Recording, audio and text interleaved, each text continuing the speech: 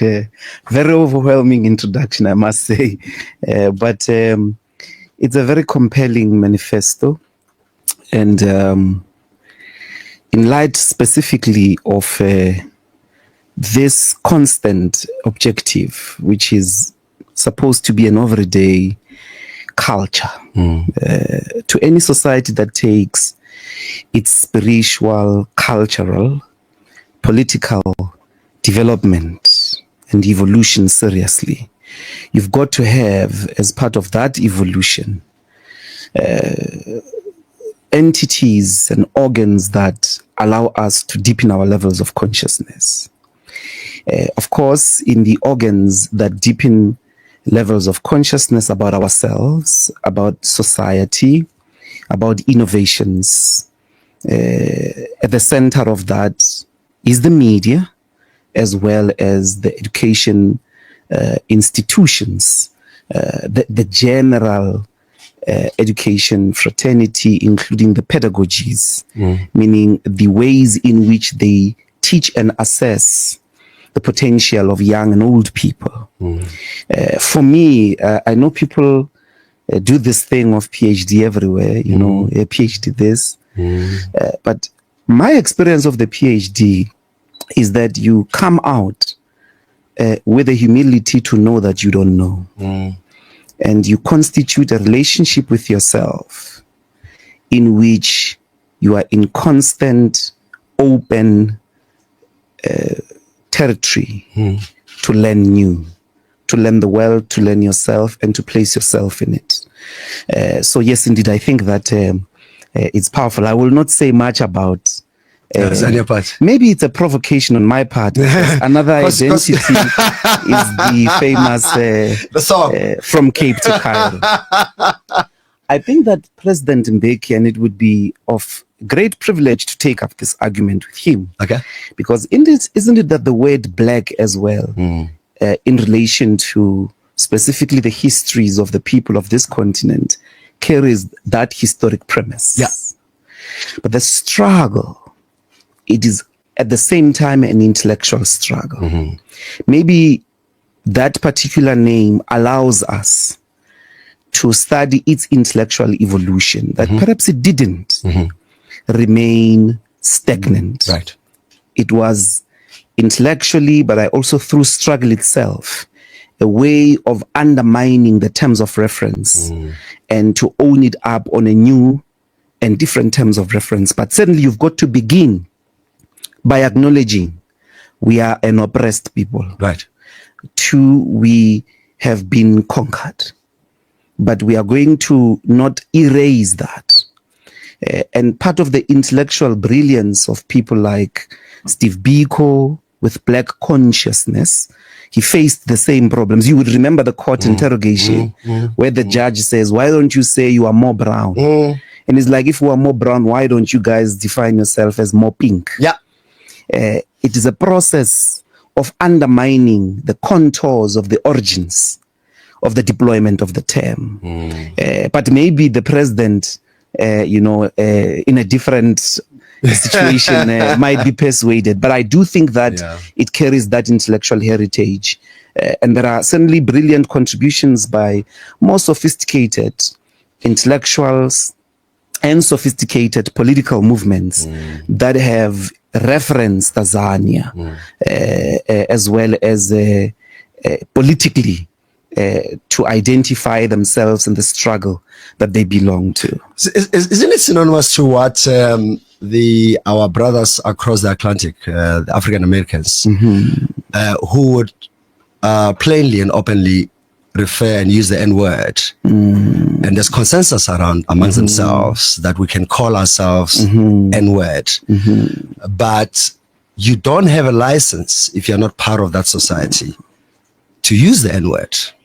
Maybe indeed. I think that there is very much, I agree, there is very much similarity in terms of how a specific terminology, but I think Azania is a step further. Correct. I think Azania is a step further.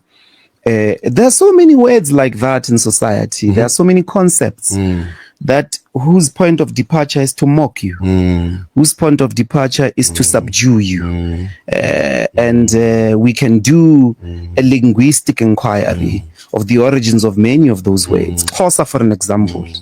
We are told that the word Xhosa originates from the Khoi and the San people and their encounter in the Cape province, and that actually its origins is danger. What they said when they saw danger, that there's that intellectual tracing of the word, that it was not the Batembu, the Pondo who were naming themselves, and ultimately the groups that then became Xhosa, but that it was actually in this dialogue, in this interaction, in this contradiction of them and the Khoi and the San people. There's that tradition as well. And today you meet anybody from that part of the country says Ndingumxhosa. So I think that it's much more dynamic. It's much more dynamic. And then you'll also have somebody that says Ndumpondo and all of that. No. So it happens as well from my part of the world.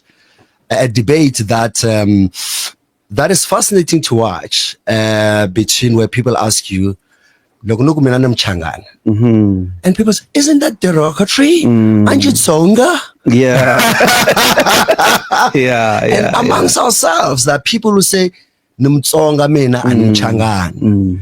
And yet, some kind of a construction by some of our parents, Dostalekaya, assigned a young man who was the most enlightened amongst us, Professor H.W. Inzangwis, in the construction of a Bantustan called Gazankulu. I see. Which in itself was a diss, because a huge part of my people come from Gaza, Island, Mozambique, and the Nkulu part is the bigger one. So he was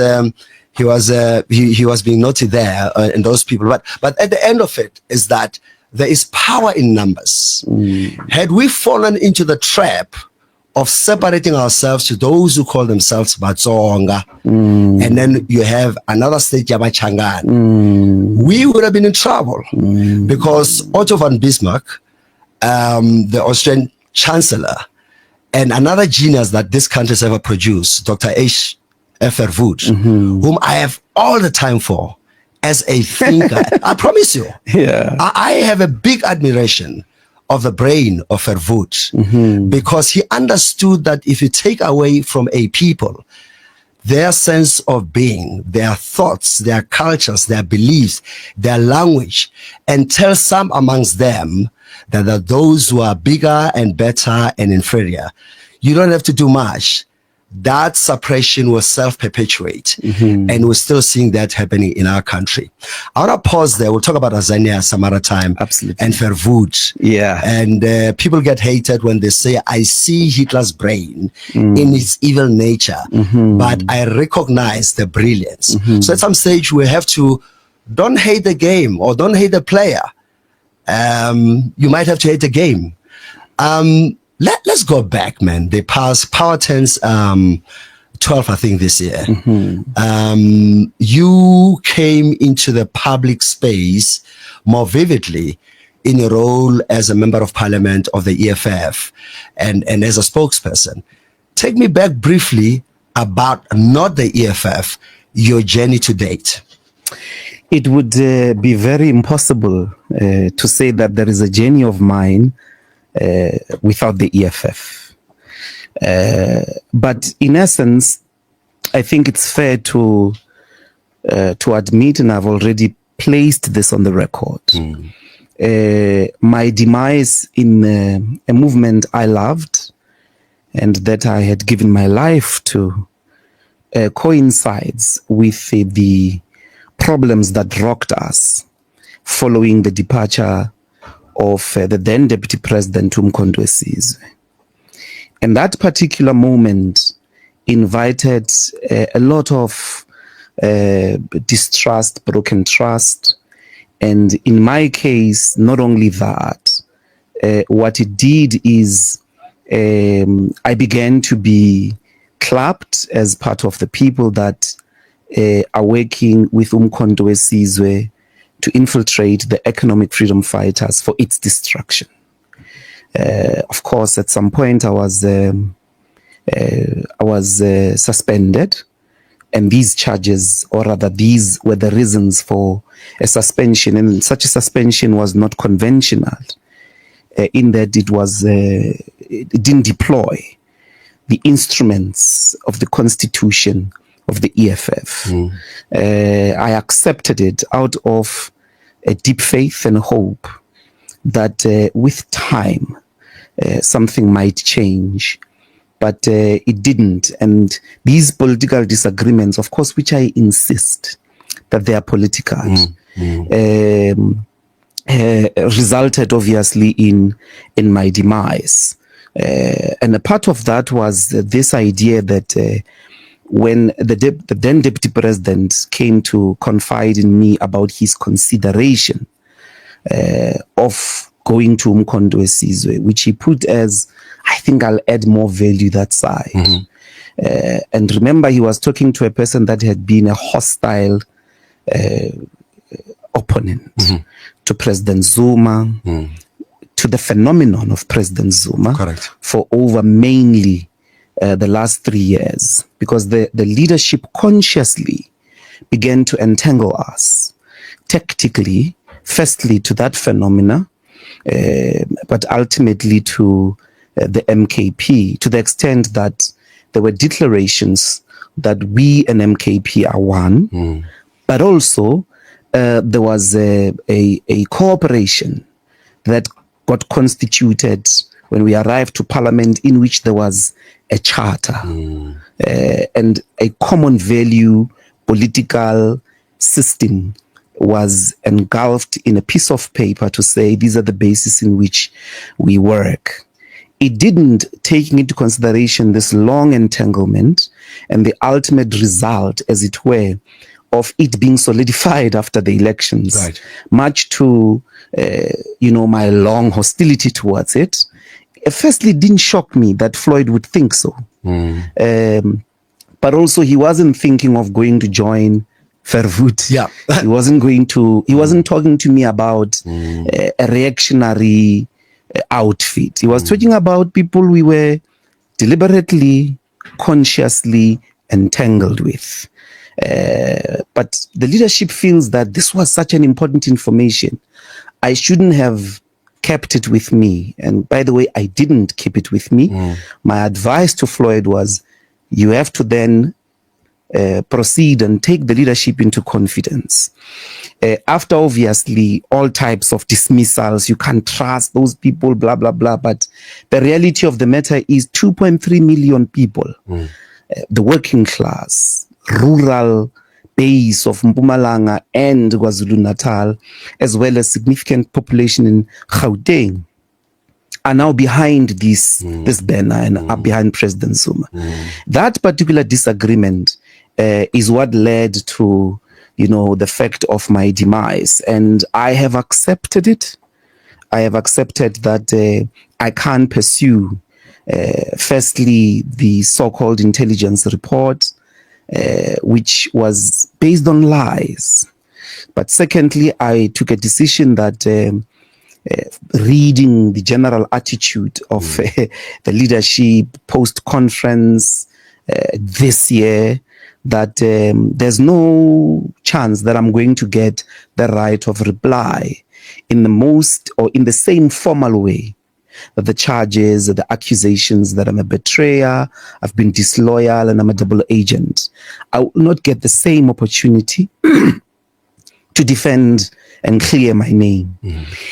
And I have said, and I will repeat here, these are political differences.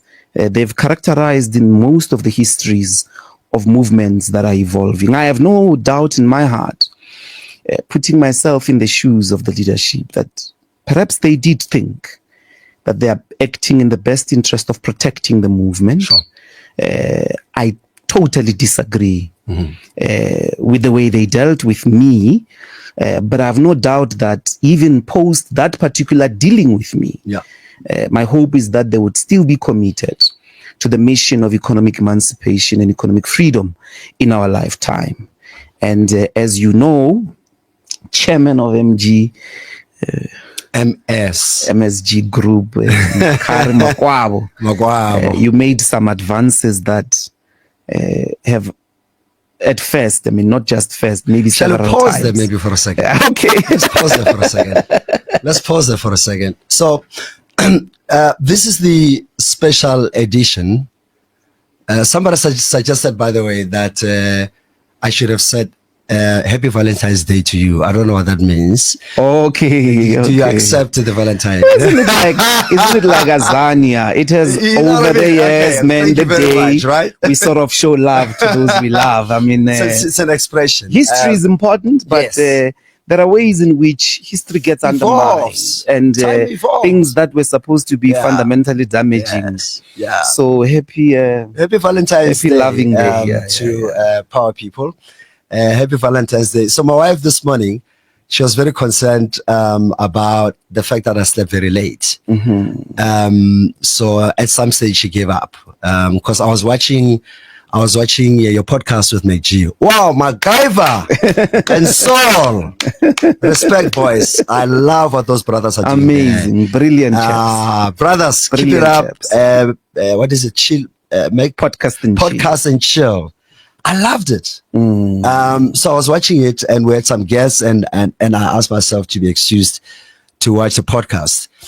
And then I wanted to do some prep work for tonight, for this morning, and I was tired, and so I didn't quite see the boss until this morning. I woke up very early, and as you know me, I don't wake up in the morning. I work at nights, and I can work until 5 a.m, but do not wake me up at 5 a.m. Yeah. So boss lady sorts out my suits, which I think it's a decent suit. She chose it, and she decided, you wore a black suit yesterday, you need to be lighter, it's a Friday. And I said, babe, but by the time this thing goes wherever, no one will remember what day it was. But she insisted I must wear this suit. And so then she says to me, Happy Valentine's Day. And she gives me a kiss. It was a bit of a disorientation because me, I'm not on Valentine's mood. Particularly this time, I'm thinking, the chairman's conversation with Dr. Ndlozi. I haven't done this in quite a few years, but I felt it necessary that we host you. So once again, to power listeners who are listening to us on 98.7, on 103.6 in Soweto, 104.4, 107.2, and our family in Limpopo on Capricorn FM 96.0 in Polokwane, and I won't call all the frequencies.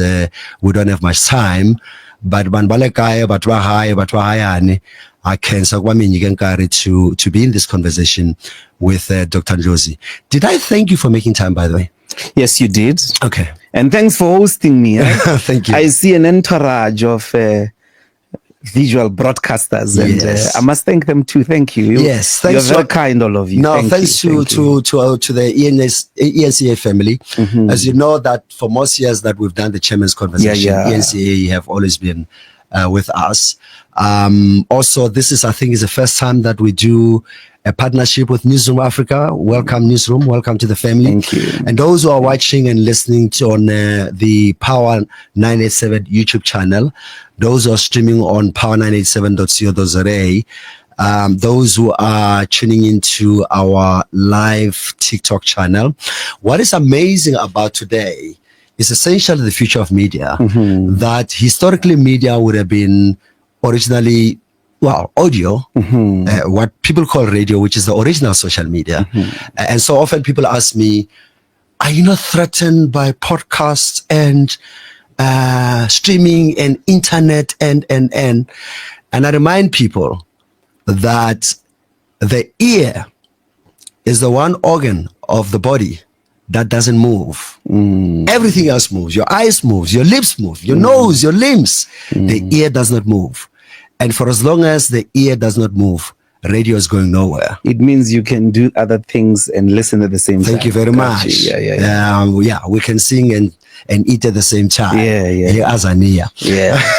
So what is happening today, the partnership that we have with ENCA, with Newsroom Africa, and whatever we're doing throughout our platforms, is essentially the future of media. I see. What matters the most is the content and the people delivering the content, the people who are coordinating the content, the people who are aggregating the content. All these other discussions are about distribution of the medium. So if somebody says to me, and somebody says, does the emergence of rice means the demise of pap? Ask that to the Chinese, right? Conversations, content, engagements, storytelling is a place at which human beings connect. So the format or the nature of the platform is irrelevant. There's something that we call text, which you write. Before it was text, it was handwriting. Then type machines came in, fax machines came in, email, the written word. Its manifestation in terms of media, traditional media, is called print media. Then you got audio, sound, best represented by radio. Then you got video, television, best represented by linear television.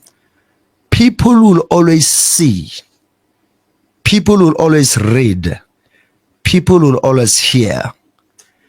As things evolve, as we get better as beings, the platforms or the exhaust of that sound may change. Some exhausts are quiet, others are louder. Nevertheless, the machine works. Sure. That's what we do. We are not obsessed about how our content manifests in terms of outlook or platform. It's about the message. That is what the platform is all about. Okay. I want to emphasize that, because those who want to get into this business looking for a quick cash and a quick buck, they're in for a surprise. It's a very expensive business. It is expensive on reputation. It is very lonely. It elevates people's names that personally I've experienced, where people defocus from the essence or the purpose and they personalize it. Babulaka Power Mkari. Mkari who can go for the whole year without coming to the studio. The technical team will tell you, and I'm glad some of the TV guys were here, that I was taught how to operate this desk this morning. I have never operated this desk. I don't know half of what these buttons mean, right? That's not my job. My job is to dream. My job is to listen to what my ancestors say, as per what God has decided will be said. And that message, whether this Mbuyiseni or Mkari, Floyd or Ramaphosa, Helen or Holomisa, when God decides to talk to his children, let me rephrase, when God decides to talk to her children, nobody will stop. The timing, the location and the terms of that message may vary, but the message shall land. So with or without Mkari, power shall succeed. Capricorn shall succeed. The founders of all these media companies have got time limitations. This platform shall succeed. As business people, our challenge is to ensure that they're sustainable. I say this, Dr. Ndlozi, because you've just uttered the importance of the quest for the economic liberation of the oppressed Black people. With or without Julius Malema, that will go ahead. Now, I want to tell you this. It is not a secret that Julius Malema is my younger brother, whom I love dearly. You know this more than anyone else. Floyd Shivambu is my younger brother, whom I love dearly. Dr. Mbuyiseni Ndlozi is my younger brother, whom I love dearly. And I want to restrict myself to the EFF crew. So often I get to hear, Balwela majitali. And when I'm carrying, you have failed because you are their big brother. I have not failed. I haven't. It's not my job.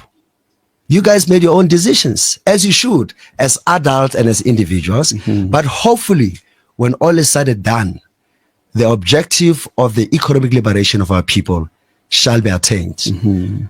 Before I let us proceed, I just want you to know that Julius called me last night at about 12 midnight to say, Makwabo, we were supposed to meet. I was in Cape Town. I came back early. I know that you've got a commitment with your younger brother, Ndlozi. Let's make time, but please do know that I'll be listening, and I wish you, my brothers, the best of luck. I'll be listening. So, Pashabi, Mwanamani, thank you so much for honoring us with that call. The night before that, I was with Floyd, and I spent a good 3 hours with Floyd from about, I think I left the office at about 11 until about 3 in the morning. And I was talking to my younger brother. It was a beautiful conversation. I did tell him, and he did know anyway, that we are talking today. I have, as I do, speak to all political leaders and activists and business people in this country. I'm spending the next 2 nights on Tuesday and Wednesday. I'm spending quality time with my sister, Helen Zealand, at her house in Cape Town. Uncle Holomisa is my brother. And Mbuisani Ndlozi, what's our brother? Wanisu. Goodness me. We can go on. There isn't a single politician who is respectful and decent that I don't spend time with. Some are family, some are friends. President Ramaphosa didn't show up for the chairman's conversation the other day, but he's my brother. Ramaphosa and I have done a lot for this country. And I shall not let one event erase a deep relationship, professional relationship, brotherly relationship, personal relationship. Our children, his grandchildren and nieces are my children's friends. This is family. And I know I've taken a lot of time because this is not an interview, it's a conversation. So, Dr. Ndlozi, you've said to the world that we're now to politics. What's the plan? You spoke about community, what, and conversation. What's the plan? What are you doing next? Well, I mean, I think maybe I must respond to the soliloquy that you have laid out. Go ahead. 2 things really stand out for me, Mkari, and I must thank you for coming out with regards to these conversations you have had.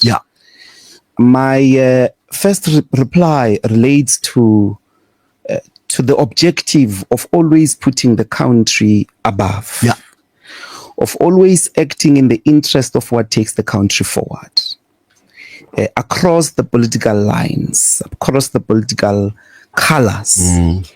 And who doesn't know that the 2024 elections were the most humbling? They were the most humbling to any ambitions of 2/3. They were humbling to any ambitions of continuing the one-party dominating political system. But they were also very crushing to some moonshot alliances.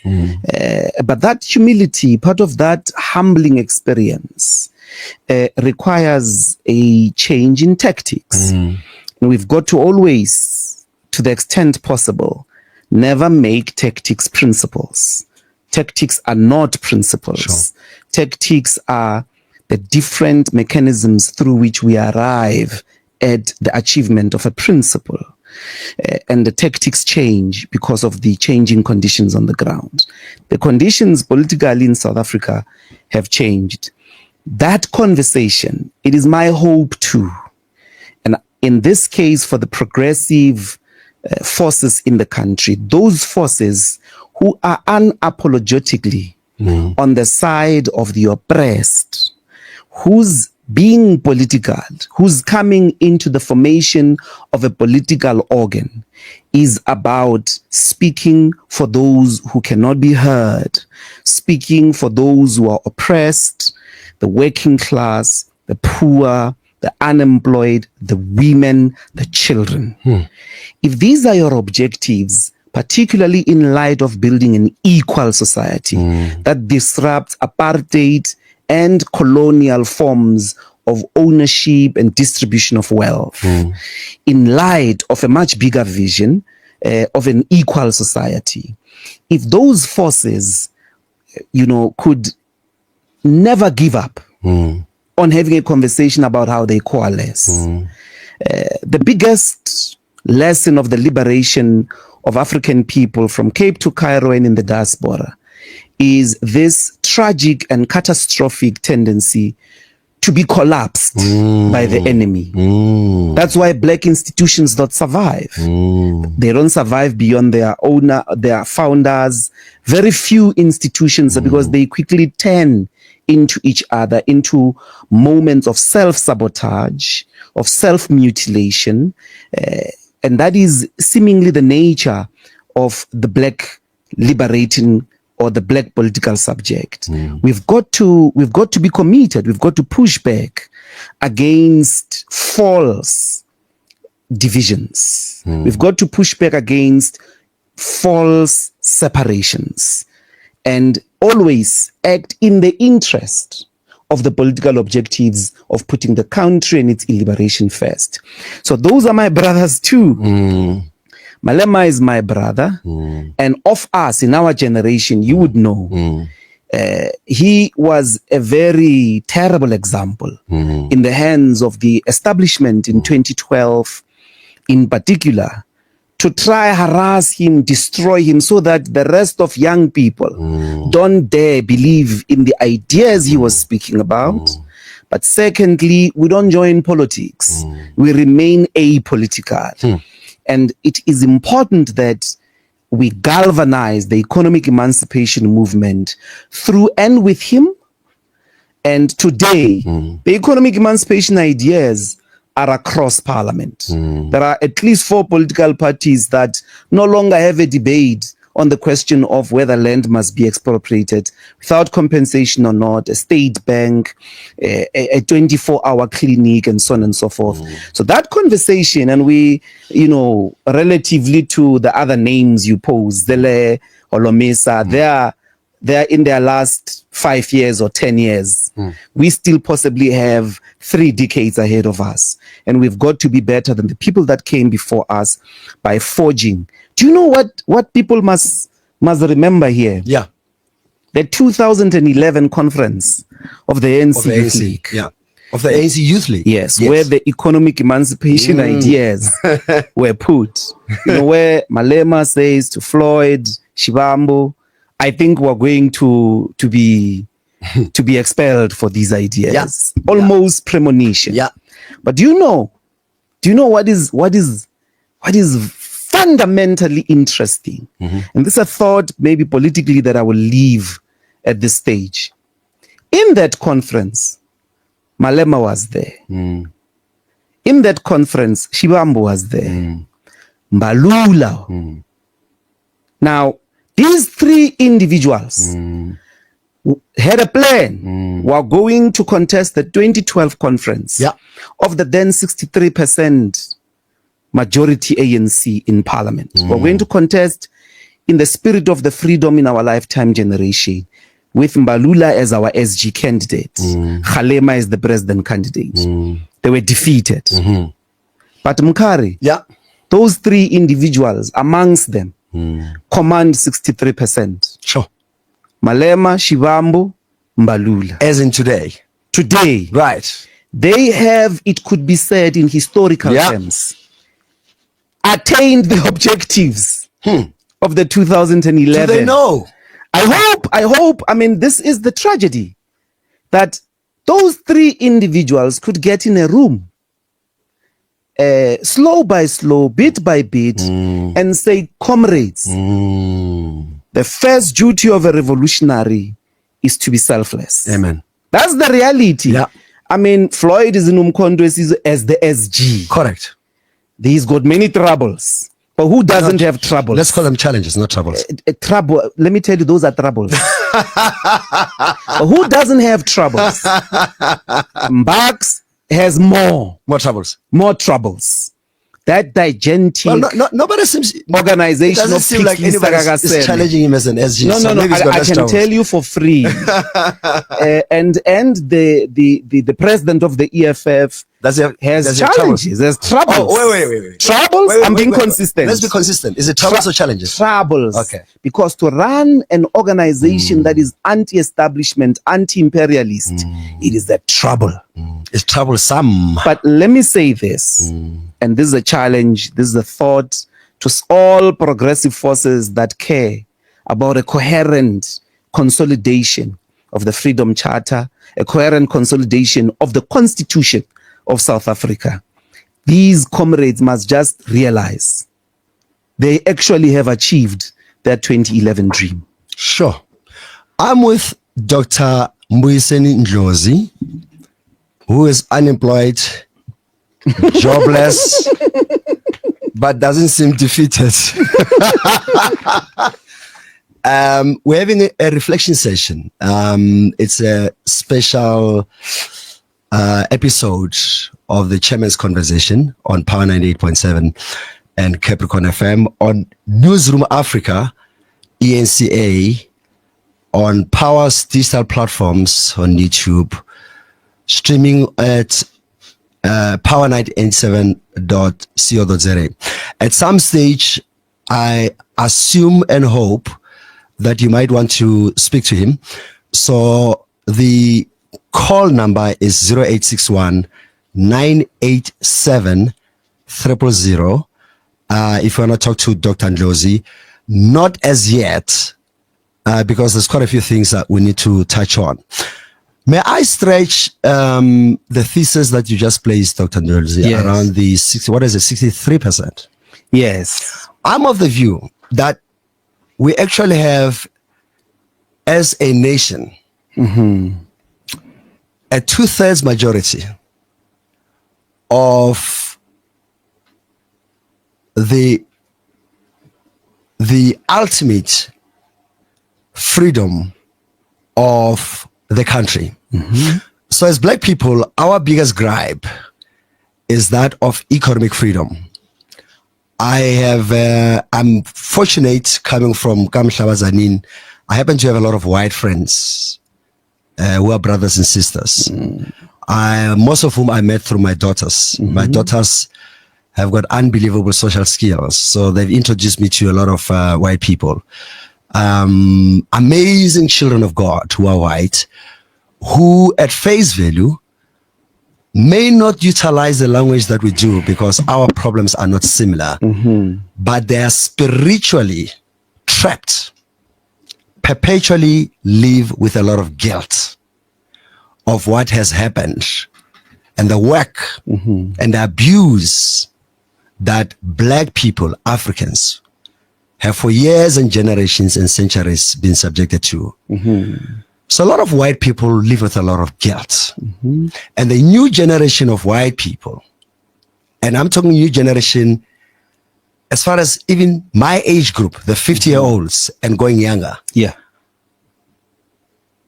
want the same things that we want as Black people.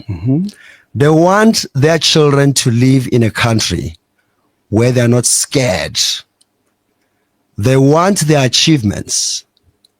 Young, hard working white men and women who every day go to work, provide for their families, are not at face value interested in the body politic. They go to school, they go to church, they fend for their children. They, most of them increasingly, don't even have the type of cash that Dr. Ndlozi, as a broke former parliamentarian, would have. They don't have the quality of the home that you have. I suspect that our country is ready to have honest and frank conversations that apartheid, indeed, and colonialism was sponsored by people with a white skin whose origin anthropologically comes from the West. But I bet over 99% of white South Africans do not have a passport to Australia or Europe. This is the only home they have. Okay. And we cannot wish them away. Here's my point. My point is simply this. The 63% that you talk about, that Malema, Shibambu, and Balula have, if we started having conversations and less debates, if we stop tackling each other and play the ball and not the man, I suspect that there are more white people who will speak the language of a collective freedom economically, spiritually, psychologically, and otherwise in our lifetime for the sake of our children. I'd like to hear your views about that whole lecture. I don't think we have any use for white guilt. I don't know what it does for us, because once you are guilty, then what? I don't think we have a use for that feeling, for that state of affairs. I think white people have been guilty upon their arrival here. I think they were guilty before the first conquest. I think they've been knowing that and they've reconstructed a relationship of being themselves with that guilt. What is important in relation to the conversation is not to blame the victim. Over the last 30 years, Mkari, the white community in South Africa, in terms of their economic conditions, has improved far more than it did under apartheid. Facts. And I have no interest in the fact that you feel guilty. What does it appeal? What does it do for me? We need white people to have empathy if the project of coexistence is to exist. But the idea of whiteness needs to end. The idea of that self-definition. Do you know Afrikaner is African? Correct. But in their heads, that means white. It's a tragedy that 30 years into the South Africa's democracy, they've not understood that. And they can proudly mobilize on the basis of an Afrikaner, which is a white people, white settler community, go to the US to try and destabilize the transformation agenda of South Africa. We must be unapologetic about that. You only define yourself as white because you want to distinguish yourself to other black people. Otherizing. It is a fundamental identity of othering. You're only white because someone else must be black. Is it in relation to or against? So what is that whiteness based on? It's based on the continuous privilege. And that privilege can only always be accrued on the basis of the oppression, exclusion, marginalization, subservience of black people. I'm not saying that we're stuck with white people, whether here in South Africa or the rest of the world. As soon as AfriForum said that they want to leave, I mean, I was like, let them. Because then it means you're not committed to the difficult questions of this country. So a true conversation, a true human conversation must begin from a point of view that the land is got to be shared. Are you empathetic enough to understand that the condition of Alexander is the condition of landlessness? Are you empathetic enough to understand that the condition of Kaelisha is the condition of landlessness? That these people in this piece of land were deliberately, over years, put into that condition of spacelessness, landlessness, where they live on top of each other. It's a dystopia designed in the interest of the preservation of white privilege, so that you breathe.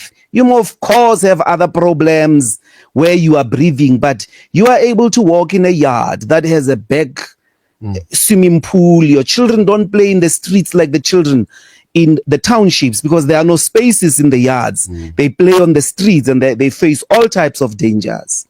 I'm saying to all of us, what we need is empathy. And you only when you are empathetic will you understand that the privilege that sustains you is on the basis of a crime. We're not asking you to leave South Africa.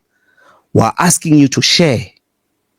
And that sharing must be consistent with the admission that apartheid and colonization were crimes against humanity. If you can accept that, there has to be a reconstruction program that cannot be based on money. Let the government, within the law, expropriate land without compensation. If that can happen, then there is a shared humanity. Once a shared humanity comes from the place of empathy, you understanding that I cannot live at the expense of my neighbor's needs. You understanding that I've got to share this place. In any way, who invented land? Who did? King George and Leopold. No, you didn't invent land. It's a natural resource, it's a common resource like spectrum. We've got to share it. And we've got to, as much as possible, make sure that it is used in the collective good. Our generation places an equally important principle right immediately, that we must share the land on the principle of use it or lose it.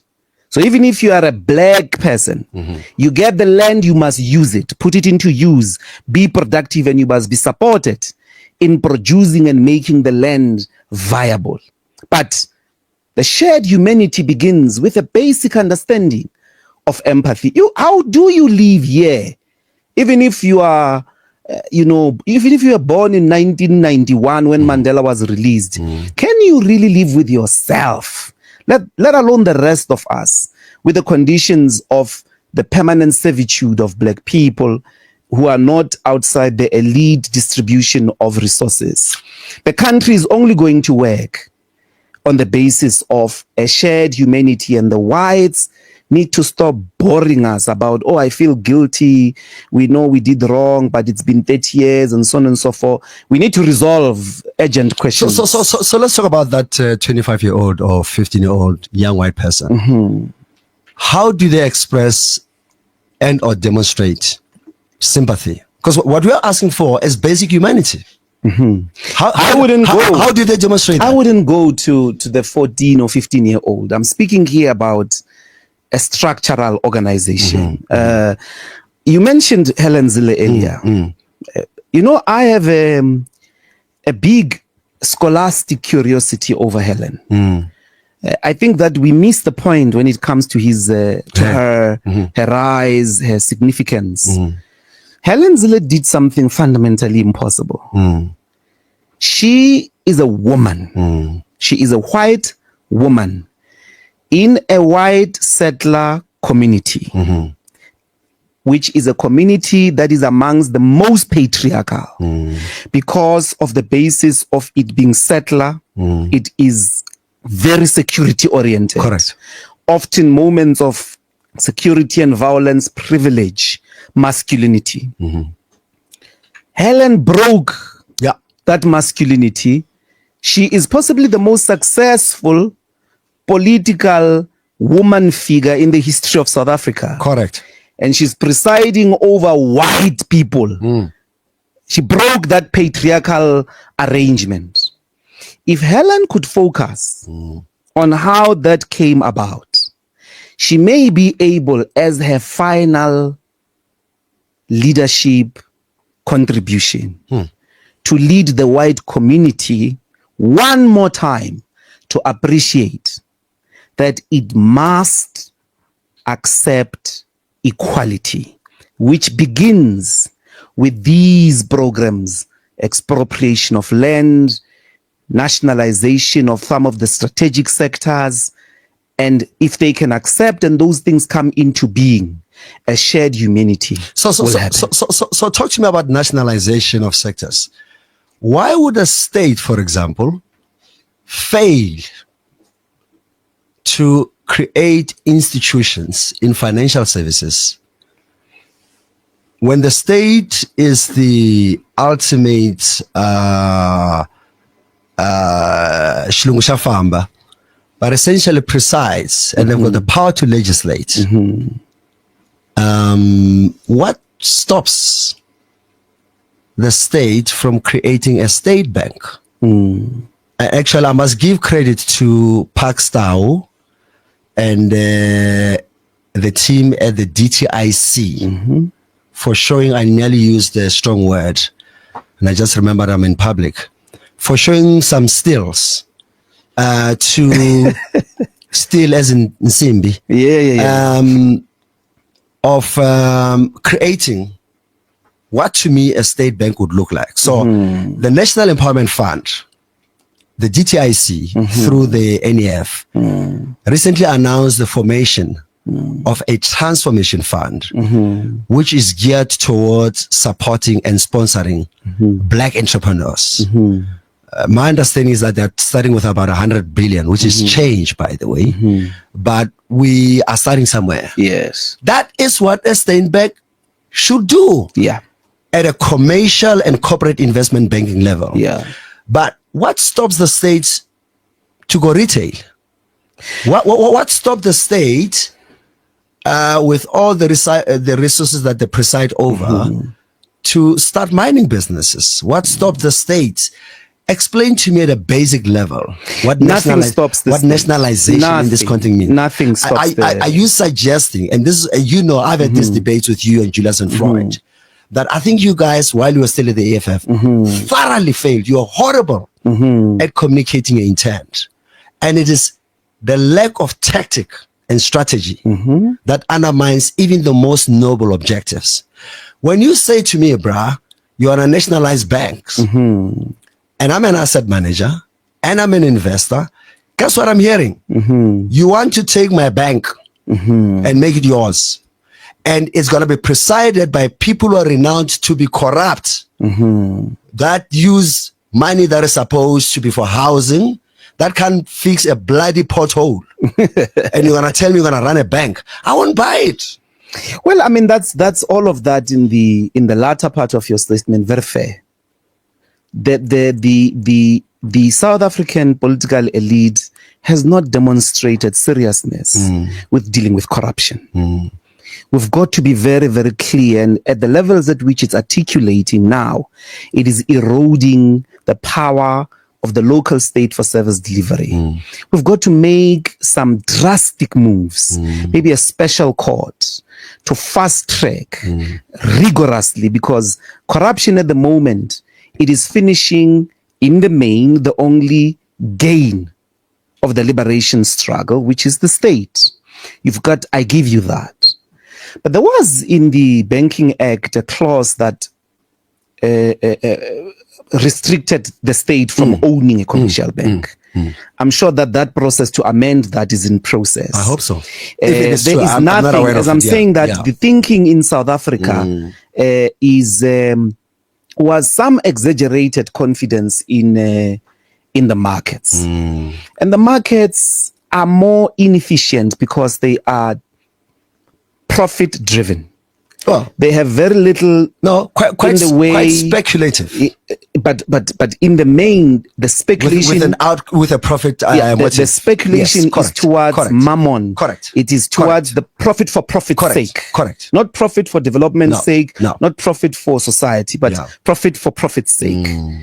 That's the nature of the markets. You couldn't, on the basis of the priority of the market, in microeconomic planning, hope that there will be the infrastructure they need to operate, transport, and so on and so forth. And I'm saying that in this case, look at the Emirates, look at Saudi Arabia, the oil belongs to the people. It doesn't make it less profitable. Our natural resources, your gold, your platinum, your diamonds, and so on and so forth, we could, as of tomorrow, reach a deal of how these assets can be redirected into the people's hands, into the people's benefits. And it will take 20 years. You will see the type of equality, the type of development that we see in countries where these decisions were made with a harsh treatment on corruption. Nothing stops the state. And this is the challenge that the economic emancipation movement had to put. But you are missing something else. Okay. Is the resistance. Yeah. So what happened over the last four weeks with Trump, Ramaphosa, Elon Musk, you see that the establishment is not actually going to debate once you are having some proximity to its properties. They don't debate, they're even willing to kill. Yeah. They are even willing to cut you off the world and so on and so forth. But I'm saying that there was a time when apartheid was a pure darling of the Euro-American establishment. And in 84, 80, 85, 86, Ronald Reagan, a Republican president, passed refused to impose sanctions on South Africa by vetoing Congress. Congress had to go get a 2/3 majority to override its own president. Things change when the explanation and the ideas have spread. Correct. So at the outset of the ideas, you are meeting more resistance. So you speak with a specific tone, you speak with a specific radicality because it appears radical. Over time, as it unpacks, you realize there's actually a much more humanity. There's nothing to be feared. Right? Because as you rightly pointed out, white South Africans have benefited more in material terms and in any form of measure. You can index this thing either way. Yes. It will tick 100% in favor of white people. So I said to you, I'm going to see Helen. I'm spending 2 days with her in a home. Okay. Do you want to come with me? No, I'm fine. Thank you very much. What should I? I know what I'm going to say to her, and I'm prepared. I told her why. No. That part is 1 Thessalonians chapter 4, verse 11. Yiri. It's none of my business. Amen. It's none of my business. This is the special edition of the Chairman's I'm not opposed to meeting Helen. Wait. Met her many times. Do my job. I'm employed. Okay. That's fine. Meet Helen. I'm employed. You are not employed. So can I do my job? This is the 2025 special edition of the Chairman's Conversation with the one and only Dr. Ndlozi, former member of parliament, former member of the Economic Freedom Fighters. On Power 987, Capricorn FM, ENCA, Newsroom Africa. Nah. I needed to do that so I can keep my job. Okay. You may proceed, sir. I have. I'm saying that, a meeting with you and Helen, I'm not part. But because that is not about Helen, it's about you. Okay. Yeah, you go meet Helen. Okay. Yeah, it really has to do with you. You've already said, by the way, Helen is listening right now. Helen and I know. Yeah. We sat with her party on the opposite benches. Yes. We've had an interactions recently, which we must both agree as to whether it must be public or not. But you and her, I'm happy to hear it. I'm happy to have had an interaction. I've not had a permission from her. How long ago did you say? In January. This year? Yes, in January. Was she trying to recruit you? No. What did she want to know? What happened to you and Julius? It had to do with some things that I'm saying that. Okay. Yeah, we'll have to have a permission. I respect confidentiality. She does know that you're my guest today. I spoke to her yesterday. I agree with you, and I'll be clear. And I told her what I want to talk to you about. I believe that Helen Zille, like you, is one of the most accomplished political figures in South Africa. I believe that she's wasting her power. And I wish, as you know Mkari, I'm not one to keep quiet. I will call anybody in this country, irrespective whether you're a mfundisi or unganga or you're a principal. If I don't believe that what you're doing is good for South Africa, I will ask for time. And I'll tell you why. Some do listen, others don't. But I also understand that I will get it wrong most of the time. No, I mean, you know me. Responsibility. Hey, Yeah, you do have a responsibility to speak to everybody. Yeah. We all, I think, do. The impression we shouldn't leave here is that there is a permission we need to those who are committed to preserving the status quo. We actually don't need their permission to change the status quo. Correct. And the reading I have in terms of the political agenda of the Democratic Alliance is that it acts in the interest of the preservation of the status quo. And Helen is at the helm of that particular project. That conversation must continue. That conversation must be constituted in the interest of putting South Africa ahead of the rest of us. What will make this place work? What will make this country work so that whether it be our visitors, whether it be the citizens, they are able to live in peace and harmony. Unfortunately, that peace cannot happen without justice. So I want to go to the next part of our conversation as we close and we take calls. So in November 2024, yeah, I said, Makwabo, please come home to my house. Well, all my children know you as much as they know Uncle Julius and they know Uncle whoever and Uncle whoever and Auntie whoever. But I want to go back to the 8th of March, 2018. Does that day ring a bell? March 2018. 2018. I don't remember. You don't? Yeah. So I was in KwaZulu-Natal, I think. No, you're not. Yes, you're deployed there. Yes. When did you have the graduation? Your PhD graduation? I think that should have been 2017. Yes. 2017. Yeah. This Gogo was there. Mamuini was there. Yes. A lot of the journalists and friends and family were there. 2017 December, yeah. 2017 December, right? So the graduation, I'm at your house. Well, and I'm lucky I know your family, your mom, your brother, your partner, and had the privilege of meeting the old lady who was very, very important to you and remains, and I know she still talks to you. And you and I share a very deep spiritual journey. But you still need to catch up because you're still stuck with Jesus. You love your God. I love my God. I'm good friends. I'm talking. Yeah. You'll have a chance. Since you're not God, you can be interrupted. So we share a very strong spiritual journey. And your mom recently, when we had dinner with your mom and your partner and your brother, we reflected upon this. Okay. That you and I grew up very evangelical. We both like to sing. We both write music. People don't know that Dr. Ndlozi is one of the best songwriters in this country. Well, what they know is you, the voice. Yeah. But they don't know you as a songwriter. Yeah. As a composer, as an arranger, I do the same.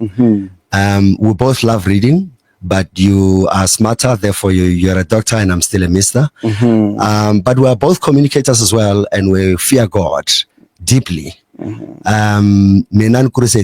So all my grandfathers are healers, and so I have a very seamless relationship between certain aspects of Christianity that speaks to my spirituality, but not everything in the Bible speaks to me. I don't believe in a God that stones women, a God who's angry and waiting to punish people for making one mistake, a God who calls himself love and the source of love and tells me that I'm made in his image. And then I make one mistake of stealing stock sweets and then he bans me for the rest of my life. Yeah. That's not my God. And I'm not interested in that God, and I have no regard for that God. Okay. I do have time for a God who is love, a God who inherently is driven by self-interest, but is not selfish. Let me proceed. Right? I want you to just take a break, and I want to take you back to the 8th of March. Can you just share with us about your spiritual outlook? What it sounds like, what it feels like. Do you pray? Who do you pray to? Because over the past few months as well, you spend a lot of time with men and women of God. Share with us a bit of your outlook to your spirituality. No. I grew up very much Christian. Yeah. Ngafundiswa ukuthandaza ekhaya. And I had a very strong passion in that regard. Amongst the ideas that really captured me as a child, and I didn't have to be told to go to Sunday school and all of that. So I did wish, because of my passion. I had, like Oliver Tambo, fantasies and passion to be a pastor. Yeah. But as I participated, particularly in the charismatic tradition, hey, there were so many. Every Tom, Dick, and Harry had a calling. So I knew very well that I'm not going to pursue that until there is a very naturalized, like a natural confirmation where I say, I have heard God. Since in that terrain, he has to be the boss. Because once I don't know, I would have had to have a very, very dramatic experience. But so my life took a different direction, because I don't think that happened. In fact, that didn't happen. I couldn't confuse my passion with the calling. I couldn't confuse how articulate on the pulpit I was with the calling. So, yeah, because also you were debating, you were doing public speaking. It was very clear that you've got this almost at your fingertips. Yeah. I couldn't confuse that. And you have no idea how many people, when they witness you in that way, they say, but my grandmother, very prayerful. Oh, yes. My great grandmother, who was over 100 years when she passed in just before the release of Mandela. I was too young, maybe 6 years, 5 years. Very prayerful as well. She used to pray for Mandela's release. And anyway, but so that is my family. Firstly, when I'm at my mother's uncle, which is Zamdela Sasolburg, it's AME. Then when I'm in Everton, which is where I spend most of my life, ultimately from grade 5, I went to grade 1 in Sasolburg, so I was AME. Right. But from AME before is that, Assemblies of God. AME, African Episcopal. Of course, sorry. Yes. Of and course. Then in Everton, same priest, which is the apostola, the tradition Yamanku. And then later on, then got charismatized. All right. And I've been so you moved from saying Jesus to Jesus. Yeah. Those accents are very important in this space. And obviously, I'm saying that I still very much take that heritage of my life seriously. I'm aware, and this is my final thoughts on this matter, that there is nobody in the world who would have prayed to God with all their heart, and God did not give them the lamb.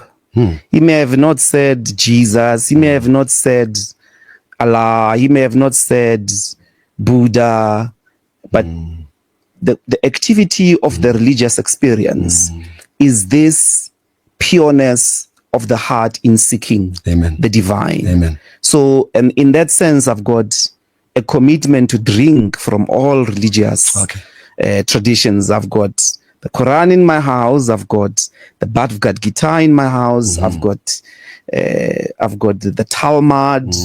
I even have Hasidic tales. What is that? What is Hasidic tales? It's a Hasidics is a movement within Judaism of the Baal Shem Tov. Okay. So I've got, I traverse, including the Bible. Good. Of course, my base your tradition is the Bible. Yeah. Base is the Bible. Okay. Yes. And base is in foundation. Yes. As a reference point. So you'll engage with all forms of text. Yes. But your reference point. Ultimately, yes. The way in which I hear them and all of that. Yeah. But I've got a lot of nyangas as well. I was gonna, please, I want us to go there. Yeah. Because there's a difference between your spiritual connection to God as an African and a healer, the nyanga, the nganga, the sangoma, and all those. Take me through your understanding of that world. I think there is certainly a powerful dialogue that is long overdue to understand how the gift of the nyangas in understanding the elements and to marshal the power of these natural elements in the performance of or in service of both the human physical being as well as the human spiritual and psychological being. It's obviously clear that plants, have impact. That this and that element in the soils, in the water, in the fire, there is in that tradition still some dialogue. Those who are committed to scholastic accountability in that tradition are open to having the conversation about what it is that they are feeling, they are hearing, they are seeing, vis-a-vis not telling lies, vis-a-vis not abusing our people. Just like that particular scholastic accountability resides with the Catholic Church, with the Methodist Church, with Mushiri, and so on and so forth.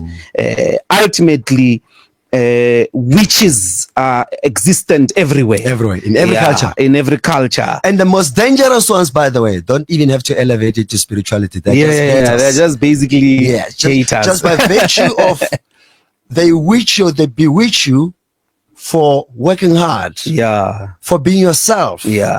They don't even have to go extra. Or for just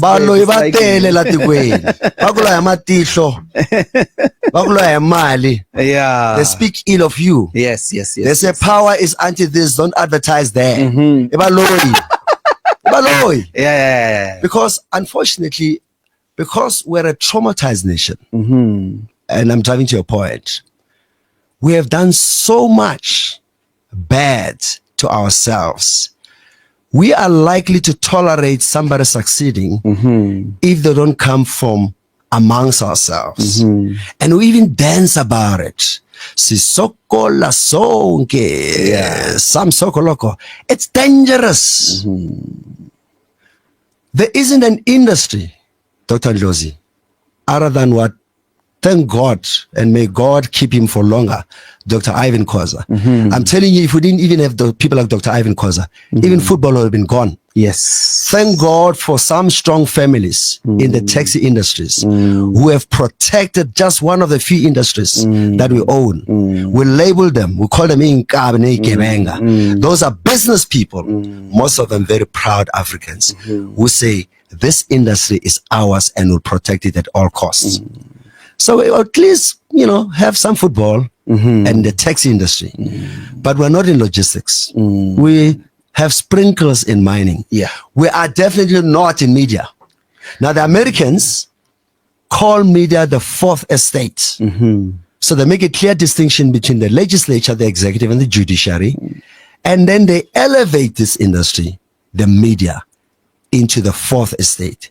It is embarrassing and very painful that 30 years later, the fourth estate that shapes people's view of themselves, how people relate in their homes, at church, at school, their understanding of what an economy is, what power is. Real power, by the way, our obsession with party politics is upsetting and disturbing, in my view. You cannot run a country, particularly as black people, you cannot transform an economy and you outsource what your children are educated, who teaches them, what they are being taught at school and in public, and you think you'll be liberated. It's beyond naivety. So my challenge to my people, to my country, we have to stop outsourcing our future and expect some sympathy, particularly from people who are living with a lot of guilt and are yet to be released from that guilt to transition to empathy. Yeah. So the media industry is very important. And unfortunately, those of us who have raised our head to say we'll try it, it comes at a massive very price. bad. Yeah. It's very painful. Yeah. It comes at a massive price. Your person, your family, your livelihood.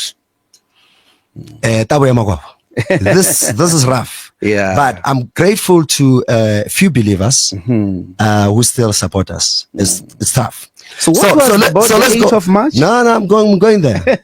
I'm a Shangan guy. We take our time. We don't just arrive. Okay. That's us in Limpopo. Dr. Ndlozi, in November last year, I approached you and I said, I have 3 ideas that I want to share with you. Just watching what was happening. I spoke to you about a possibility that I believe you should open a church. Yes, you that's did. what you did, and you dismissed me. Right? I said to you, I believe you should open a church. Yes. Then I said, I would like you to consider an education institution, private education institution. And I said, poor as I am, I'll put some money behind it. You didn't say much about it. And then the third one was something around what can we do to contribute towards elevating a dialogue in South Africa through community activism. I was disappointed that you dismissed all of my 3 ideas. I was disappointed because I told Floyd from the onset that there's no way, if he knows you, there was no way you're going to join MKP. I was very confused. I knew it like I knew it. And I told a lot of my friends it was not going to happen. I then suggested these 3 options. Yeah. Let's take this conversation forward. Why did you dismiss me? Well, Mkar, partly that has been answered by what you call a spiritual journey. Hey, that was in December, by the way. It was not November. We can check the facts. But I was in a very different space. I was in a very different time I think I will not hide it that there was a lot of heartbreaking because this demise that had befallen shook my world and my identity. And it was also the timing. That's why I'm saying it was December, because it was literally on the eve of the last conference. Yes, you're right. That's how I know the timing. But in any way, it was a bad timing to make any suggestion to me about what else to do. Incidentally, the second offer, because everybody was very worried. Everybody was saying, we can't have this guy go into the dungeons and to the abyss. But mainly in December, that was the context in which I had to dismiss because I had a lot of faith.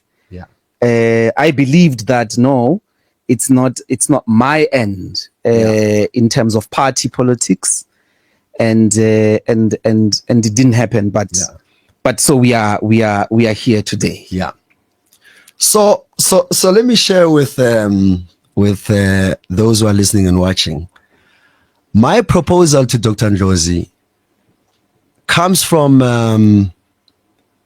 the 8th of March. I remember that day very well. I remember the day very well because my wife was hosting a function. This is 2018. 2018. I see. Yes. My wife was hosting a function at and it was an opera gig. That Mutsing group that she has the honor of leading. And they were sponsoring. And I did say to her that day that I'm gonna leave a bit early because I had worked hard to convince you to come to Power for an interview. Yes. The person who was hosting the show at the time you didn't like, and you gave me the JJ. Yes. He said, I'm not going to talk to JJ. Yeah. And I said, why? you told me the reasons why you had reservations. I said, the beauty about power is that we don't edit ourselves. So if you think he's full of stuff, tell him on air, and you guys take it on. Be big boys. We had a constructive conversation. Actually, and that day, I'm happy you convinced me. Yes, I said no, but don't. And this is the point about South Africa. This, guys, we must stop tackling each other and talk. God gave us voices and brains. It's okay to talk to people you don't agree with. Okay. And thank you for honoring me, because it took me months to say, please go into JJ. Yeah. You had a perception of the gentleman. JJ, by the way, was the MC at my wedding. Yeah, you told me that. Yeah, and I was the MC at his wedding. Yeah, you told me that. So when JJ got excited after what we've traveled, I was shocked and I remain shocked. So I understand what you mean by being hurt and betrayed. He said a lot of things about me in public. He's never been to my house, this guy, by the way. He talks as if he's been to my house. JJ Angakari. So how do you talk about what's happening in my house? You've never been there. No, hold on. Let me continue. Because I've kept quiet for too long about a lot of rubbish. JJ Tabane, because he's known me for years, from my varsity days, and he knows that Mkari is that type of a guy who does not respond or react. He has run this lie that he knows me. No, he doesn't know me. We have traveled a journey together. He was my leader at Teflop. JJ was our vice president, external affairs of the SRC. He was my leader. All right. He led a campus where I was a student, but he never led me because I've never served under any structure led by JJ Taban. We've worked together. He's been my client in business, but I've never worked for JJ. I see. Right? The fact that because we like each other and have loved each other as brothers, I'm going to use the word that Floyd and Julius debate. You're either your brother or you're not my brother. There's no in between. Floyd must get real. This thing of disowning that Julius was never his brother, that's a lie. We all know. I know. And I challenged Floyd Shibambo to come out publicly and say, Mkarwa Hemba, Julius was not my brother. It's a lie. Julius is Floyd's brother. And Floyd is brother's brother. The fact that brothers don't get along today, you can't unbrother yourself. Come on. Let's respect society. The point I'm driving is this. I have no tolerance for lies. I have accepted a lot of lies because there's a part of me that says I don't play in the mud. I don't, because I love my white shirts and they are washed very well and they are looked after and they shall not just be thrown anywhere. My silence should never be misinterpreted for consent. I go back to the 8th of March 2018. My boss at home is hosting. I've asked you to please come and talk to JJ. It took a while, and then you finally agreed to do it. And I listened to this interview, and I've heard you as well. Actually, it was also about getting Malima here. You're saying not even Julius is going to talk to that guy. So, gents, forget about the guy. What we do as microphones, you're talking to the people. Don't be obsessed about who's conducting the conversation. Talk to your people. And we'll finally got to do it. At the end of that conversation, and after I had been to your graduation, I whispered to you to say, Dr. Ndlozi, I think you'd make an amazing talk show host. That conversation I'm reminding you happened on the 8th of March, 2018. Yes. Okay. You may not remember the day. I remember. I see. Because as you know, I'm a very intentional person. Yes. Fast forward to last year. You dismissed it.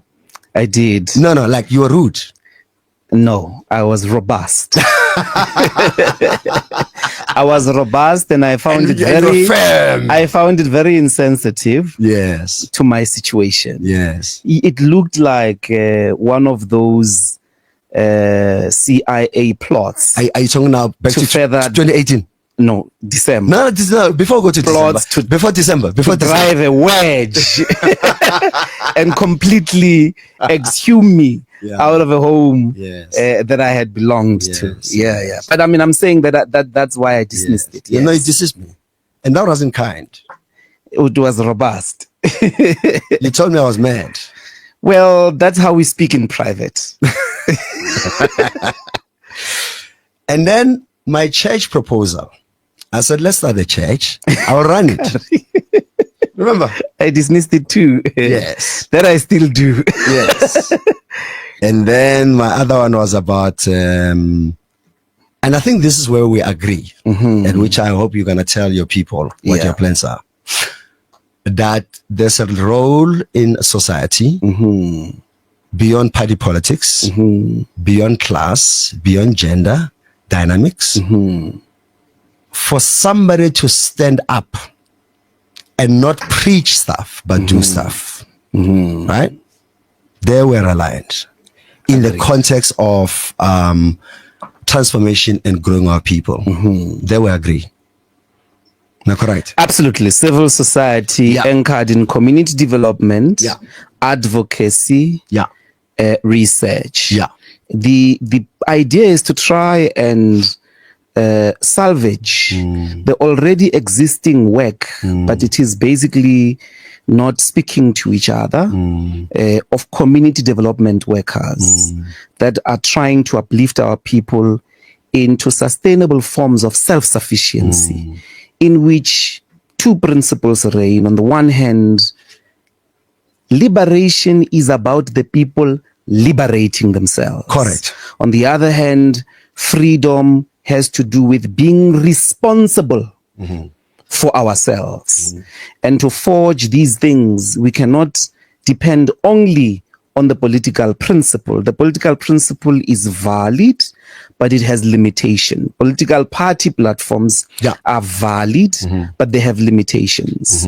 And there is a much more powerful and fruitful terrain of struggle, which we often, particularly in the Black communities, relegate as less than politics, relegate as less than business, and patronize that space. But it's actually where the true fabric of society in the everyday is forged, and that's civil society.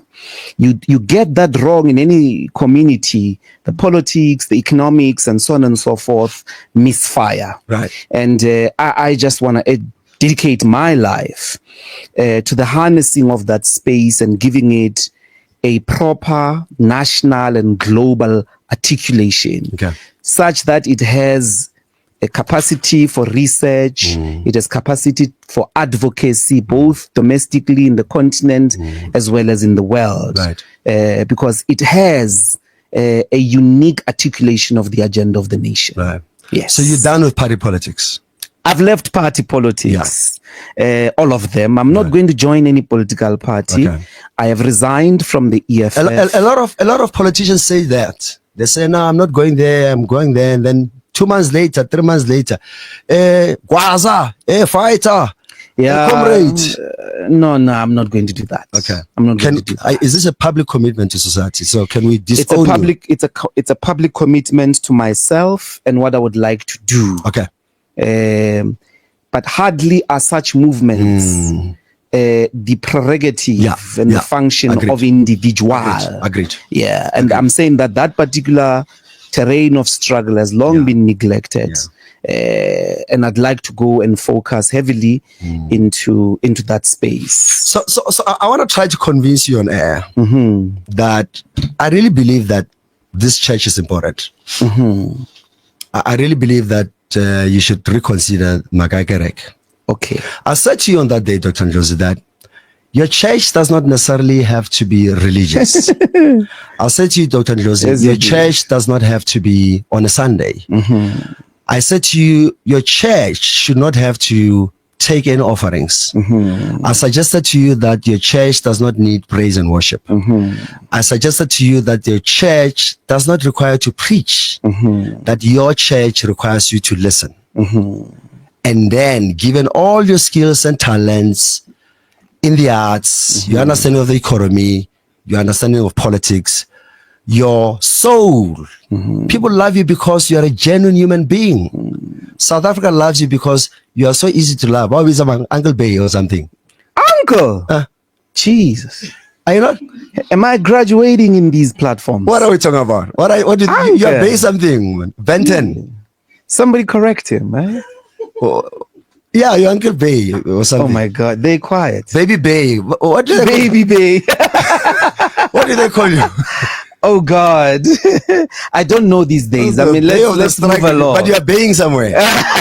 You've got a bay somewhere. And bay means babe. Am I correct? Babe, I'm told. Yes. Bay means it's like a what for babe?